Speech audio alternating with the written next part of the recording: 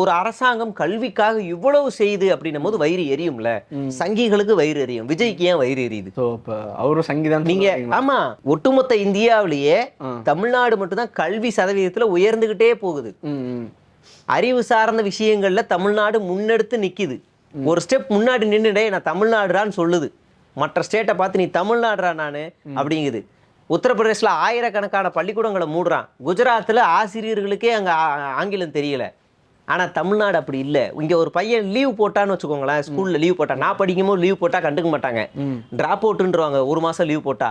ஆனால் இன்னைக்கு அப்படி இல்லை. ஒரு நாள் லீவ் போட்டால் அவன் வீட்டு பக்கத்தில் யார் இருக்கா, ஏன் அவன் லீவ் போட்டான் அப்படின்னு ஒரு அக்கறையான ஒரு ஒரு ஒரு இது இருக்குது. ரெண்டாவது நாள் லீவ் போட்டால் அந்த ஸ்கூல் உடனே அந்த மிஸ் உடனே அவன் வீட்டுக்கு போகணும். அவன் ஃபோன் பண்ணி கேட்கணும், அவன் வீட்டுக்கு போகணும். மூணாவது நாள் லீவ் போட்டால் ஹெச்எம் போகணும். ஏன் வரல? இது எந்த அரசாங்கம் பண்ணும்? எந்த மாநிலத்தோட அரசாங்கம் பண்ணும்?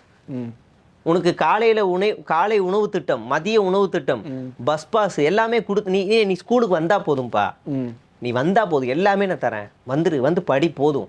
ஒரு அரசாங்கம் படி படி படி படின்னு சொல்லுதுன்னா சங்கிகளுக்கு எரின்னு வயிறு எரியும்ல. அந்த எரிச்சலுக்கு ஒரு புரோக்கரை வச்சு தான், விஜய் மாதிரியான ஒரு புரோக்கரை வச்சு தான் கத்த வச்சிருக்காங்க. அதைத்தான் நேற்று விஜய் வந்து கோவத்துல தீய சக்தி அப்படின்னு கத்திட்டு போயிருக்காரு.